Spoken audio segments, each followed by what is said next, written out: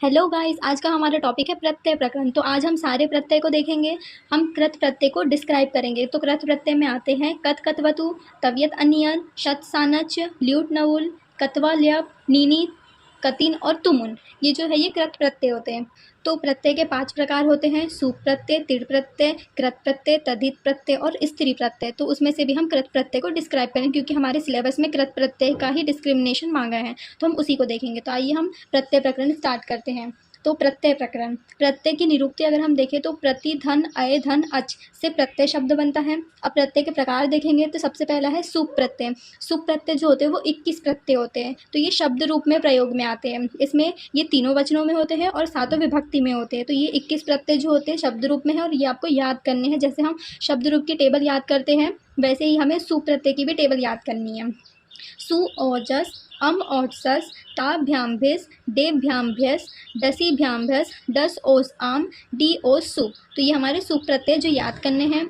फिर दूसरा प्रत्यय आता है हमारा तिड़ प्रत्यय। तो तिड़ प्रत्यय जो होते हैं ये 18 होते हैं। 9 आत्मनेपदी होते हैं और 9 परस्मैपदी होते हैं। आत्मनेपदी का अर्थ है जो अपने लिए प्रयोग में आए और परस्मैपदी का अर्थ होता है जो दूसरों को समझाया जाए या दूसरों के लिए प्रयोग में आए, वो परस्मैपदी होते हैं।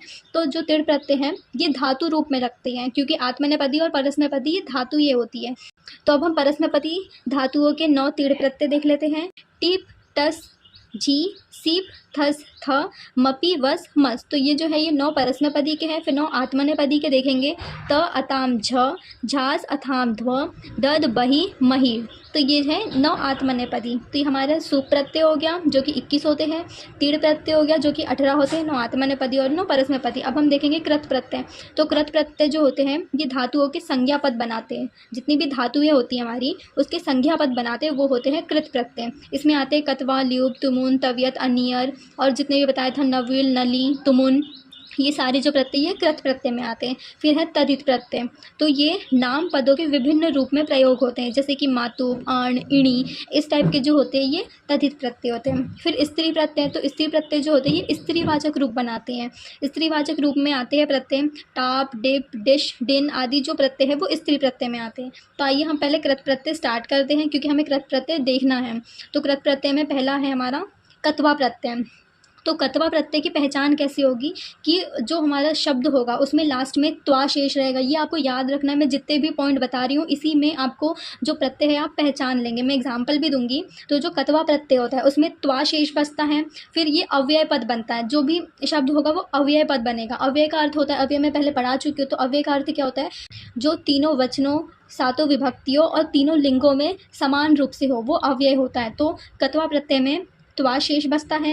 इसके बने हुए जो पद होते हैं वो अव्यय बनते हैं और कर के अर्थ में इसका प्रयोग होता है और एक ही कर्ता होता है और क्रिया 2 होती है। तो वो होता है हमारा कत्वा प्रत्यय। इसका उदाहरण देखेंगे। मैंने जितने भी उदाहरण लिख रखे हैं वो आपको सारे देखने ही हैं क्योंकि मैंने सारे अलग अलग से उदाहरण लिखे हैं तो आपको याद होने चाहिए। तो ये तो सिंपल वाला है। क्र धातु में अगर कत्वा प्रत्यय लगेगा तो कृतवा होगा, ये कर के अर्थ में है। जब दा धातु में जब कत्वा प्रत्यय लगेगा तो ये बनेगा दत्वा। तो यहाँ पे आप देखना कि यहाँ पे सिंगल त है और ये जो दत्वा जब बनेगा तो इसमें डबल त आएगा। तो ये आपको याद रखना है। तो ये देकर के अर्थ में होगा प्रयोग। फिर पाम धातु में जब कत्वा प्रत्यय लगेगा तो ये पीतवा बनेगा, मतलब पीकर। फिर श्रु धातु में जब कत्वा लगेगा तो ये श्रुतवा बनेगा, सुनकर। दश धातु में कत्वा प्रत्यय लगेगा तो ये बनेगा दृष्टवा। लभ में बनेगा तो देखना लब जो भ है उसको बध हो जाता है तो ये बनेगा लब्धवा, है ना। त्वा बचा है तो त्वा की जगह में बध्व, बध्वा। ठीक है, तो ये होगा प्राप्त कर के अर्थ में होगा। फिर है कत। कत धातु में अगर कत्वा प्रत्यय लगा है तो कथ इत्वा, मतलब कि य में छोटी की मात्रा लग जाएगी तो ये होगा कथित्वा, कहकर। फिर जब प्रच्छ धातु में कत्वा प्रत्यय लगेगा तो ये बनेगा पृष्ठवा, पूछ कर। फिर ग्रह धातु में जब कत्वा प्रत्यय लगेगा तो ये बनेगा ग्रहितवा, लेना। ठीक है, तो ये हो गया हमारा कत्वा प्रत्यय। अब हम आते हैं ल्यूप प्रत्यय पे। तो ल्यूप प्रत्यय जो है इसमें ल और प का लोप हो जाता है तो इसमें सिर्फ य शेष बचता है। तो किसी भी शब्द में अगर य शेष बचे तो उसमें ल्यूप प्रत्यय है। तो य शेष बचता है। एक और है जिसमें य शेष बचता है, उसमें बताऊंगी कि उसमें क्या डिफरेंस है। ठीक है, ये भी अव्यय पद होते हैं। फिर इसके धातु के पहले उपसर्ग अगर आता है तो ही ये ल्यप प्रत्यय होता है। अगर उपसर्ग नहीं आ रहा है तो फिर वो दूसरा प्रत्यय होता है। धातु के पहले उपसर्ग आते हैं तो ये ल्युप्त प्रत्यय होता है। अगर धातु के पहले उपसर्ग नहीं है तो ये यत प्रत्यय हो जाएगा। अगर उपसर्ग है तो ल्युप हो जाएगा, और अगर उपसर्ग नहीं है तो ये यत प्रत्यय होता है, क्योंकि जो यत प्रत्यय है उसमें भी य ही शेष बचता है, लेकिन हमको उपसर्ग पढ़ना है। तो उपसर्ग हम पढ़ चुके हैं कि उपसर्ग कौन से होते हैं, तो आप पहचान लेंगे अगर किसी धातु के पहले उपसर्ग है। जैसे कि ये भू धातु है, भू धातु के पहले अनु उपसर्ग है और ल्युप प्रत्यय लगा, तो ये होगा अनुभूये हूँ, अनुभव करके। तो इसमें उपसर्ग है धातु के पहले, तो ये होगा ल्युप प्रत्यय। ठीक है, बचेगा तो इसमें भी य। फिर जब हम यत पढ़ेंगे तो मैं बताऊंगी कि उसमें उपसर्ग नहीं होता, उसमें सिर्फ रहेगा भू धन यत, तो भूयत हो जाएगा। ठीक है, फिर आते हैं हम तुमुन प्रत्यय में। तो तुमुन प्रत्यय में जो है तुम बचता है, मतलब कि ये उ और न का लोप हो जाता है, सिर्फ तुम शेष बचता है इसमें, ये भी अव्यय पद होता है। और तुमुन प्रत्यय का जो प्रयोग होता है वो के लिए, अर्थ के लिए होता है। ठीक है, फिर एग्जाम्पल देखेंगे। भूधन तुमुन भवितुम, होने के लिए। दर्शधन तुमुन दृष्टुम, देखने के लिए।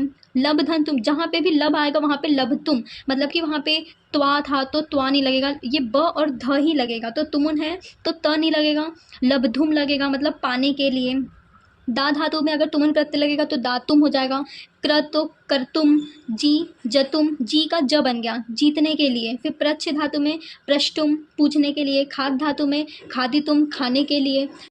त्यज धातु में तुमुन प्रत्यय लगाएंगे तो बनेगा यक्तुम, छोड़ने के लिए। वच धातु में तो वक्तुम, वच का वक हो गया। मुच का मोक हो गया। कुप का कोपी हो गया। षिड़ का शयी हो गया। भुज का भोक्तुम हो गया, और क्री का क्रेतुम हो गया। तो ये हमारा तुमुन प्रत्यय हो गया। ठीक है, फिर हम आते हैं दूसरे प्रत्यय पे। यत प्रत्यय है दूसरा प्रत्यय। दूसरा प्रत्यय हमारा यथ प्रत्यय है। पहले बताया था कि यथ प्रत्यय में भी त का लोप हो जाता है और सिर्फ य शेष बचता है। फिर इसमें उपसर्ग नहीं होता, ये गुण संधि होती है, मतलब कि य के सामने स्वर हो तो ये गुण संधि हो जाती है। ये तीनों लिंगों में होता है, चाहिए और योग्यता के अर्थ में होता है। ठीक है, तीनों लिंगों में भी होता है ये, य शेष बचता है लेकिन इसके सामने उपसर्ग नहीं होता, ये गुण संधि होता है। गुण संधि कैसे, अब गुण संधि क्या होती है? गुण संधि के 4 नियम होते हैं। अगर अ आ के बाद अगर ई और बड़ी ई आ जाए, छोटी ई और बड़ी ई आ जाती है तो उसको ए का आदेश हो जाता है। फिर अगर अ आ के बाद में अगर उ, छोटा उ और बड़ा उ आ जाए तो उसको ओ का आदेश हो जाता है। अ और आ के बाद में अगर री, बड़ी री और छोटी री दोनों अगर आ जाए तो फिर उसको अर आदेश हो जाता है। और अगर अ आ के बाद में ल आ जाता है तो उसको अल आदेश हो जाता है। तो ये होती है हमारी गुण संधि। तो यत प्रत्यय समझ में आया होगा, इसके उदाहरण देख लेते हैं। ये तीनों लिंगों में होता है, जैसे कि पा धन यत, तो पुल्लिंग में बनेगा ये पेय, फिर स्त्रीलिंग में बनेगा पेया, और नपुंसक में बनेगा पेयम, पेयः पेया पेयम। वैसे ही श्रु धातु का देखें तो श्रु धातु में जब यत प्रत्यय लगाएंगे तो श्रवः श्रव्या श्रव्यम। भ्र में लगाएंगे तो भव्यः भव्या भव्यम। देयः देया देयम। वध्यः वध्या वध्यम। लभ्य लभ्या लभ्यम। तो ये होता है हमारा यत प्रत्यय। फिर हम आते हैं कितन प्रत्यय में। तो कितन प्रत्यय में ती शेष बचता है, सिर्फ ती बचेगा, क और त का लोप हो जाता है, सिर्फ ती शेष बचता है। ये स्त्रीलिंग में होता है, तो जैसे कि नी में अगर कतीन प्रत्यय लग जाए तो इसमें बनेगा नीति हूँ। क्र में लगेगा तो कृति हूँ। दृश में लगेगा तो दृष्टि हूँ। तो ये हमारे स्त्री प्रत्यय होता है। जो कितन प्रत्यय है वो स्त्री प्रत्यय होता है, इसमें ती शेष बचता है। फिर हम आते हैं ल्यूट प्रत्यय। तो ल्यूट प्रत्यय में ल और ट का लोप हो जाता है, इसमें यू शेष बचता है, और यू को अन आदेश हो जाता है। यू शेष बचता है और अन आदेश हो जाता है। ठीक है, अब अन आदेश हुआ है तो ये नपुंसक शब्द बनाएगा। जो कितन प्रत्यय वो स्त्रीलिंग में होता है, वो स्त्री शब्द बनाते हैं, वो स्त्रीवाचक शब्द बनाता है। और जो ल्यूट प्रत्यय है वो अन आदेश होने की वजह से ये नपुंसक लिंग वाले शब्द बनाता है। जैसे कि लिख धन ल्यूट तो लेखनम, दा धन ल्यूट दानम, अर्च धन ल्यूट अर्चनम। तो ये हमारे ल्यूट प्रत्यय होते हैं। फिर हम आते हैं कत प्रत्यय पे। जो कत प्रत्यय होता है ये हमारा भूतकालिक प्रत्यय होता है, ये निष्ठा के अर्थ में होता है। ये तीनों लिंगों में होता है, और कत प्रत्यय में भी त ही शेष बचता है, ये भी तीनों लिंगों में होता है। जैसे कि उदाहरण देखेंगे इसके, ये भी तीनों लिंगों में होता है। और यत प्रत्यय भी हमारा तीनों लिंगों में होता है, और कथ प्रत्यय भी तीनों लिंगों में होता है, लेकिन वहाँ पे य शेष बचता है, यहाँ पे त शेष बचता है। ठीक है, जैसे कि गम धातु में अगर कथ प्रत्यय लगाए तो बनेगा गतः गता गतम। प्रच्छ धातु में लगाए तो पृष्ठः पृष्ठा पृष्ठम। लिख धातु में लगाए तो लिखितः लिखिता लिखितम।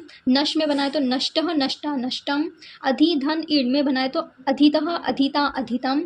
हु और आड़ ये जो उपसर्ग लग रहे हैं, तो उपसर्ग के बाद में धातु है, ये उपसर्ग है तो अपसर्ग, ये जो आड़ उपसर्ग होता है इसमें सिर्फ आ ही शेष बचता है, तो आहुतः आहुता आहुतम।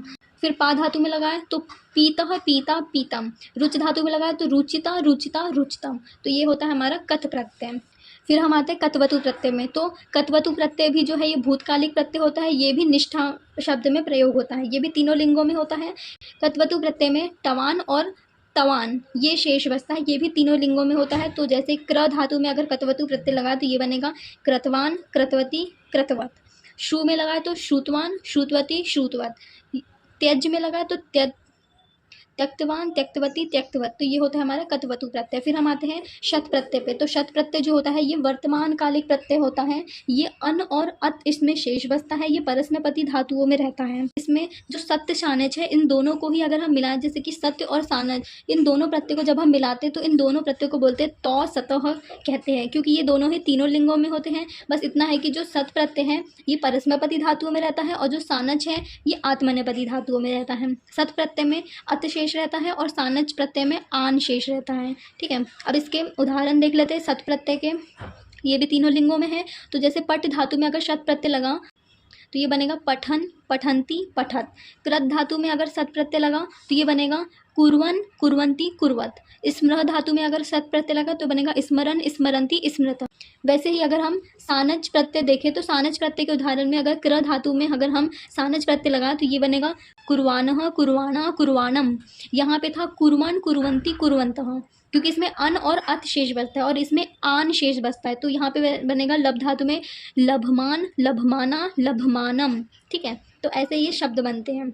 फिर है नऊल प्रत्यय। तो नऊल प्रत्यय जो है इसमें वू शेष बचता है और वू शेष बचने के कारण में वू को अक आदेश हो जाता है। ठीक है, तो ये है कर्ता के अर्थ में प्रयोग होता है, जैसे कि क्रधन नवुल तो ये बनेगा कारक, दृश धन नवुल दर्शक, चिंत धन नवुल तो ये बनेगा चिंतक। तो इसमें जो अक शब्द है वो लास्ट में बच जाता है शेष, तो वो होता है हमारा नऊल प्रत्यय। फिर है नीनी प्रत्यय। तो नीनी प्रत्यय जो है ये भी कर्ता के अर्थ में प्रयोग होता है, इसमें इन शेष बचता है और ये पुल्लिंग शब्दों में प्रयोग होता है, जैसे कि क्रधन नीनी तो कारिन, या पुल्लिंग शब्द में कारी। तो ये जो है ये नीनी प्रत्यय का होता है। जैसे गम में अगर नीनी लगाए प्रत्यय तो ये बनेगा गामीन या गामी। वद में अगर नीनी प्रत्यय लगाए तो वादिन और वादी। तो ये होते हैं हमारे नीनी प्रत्यय। तो आई विश कि आपको प्रत्यय समझ में आ गया होगा। So thank you for watching.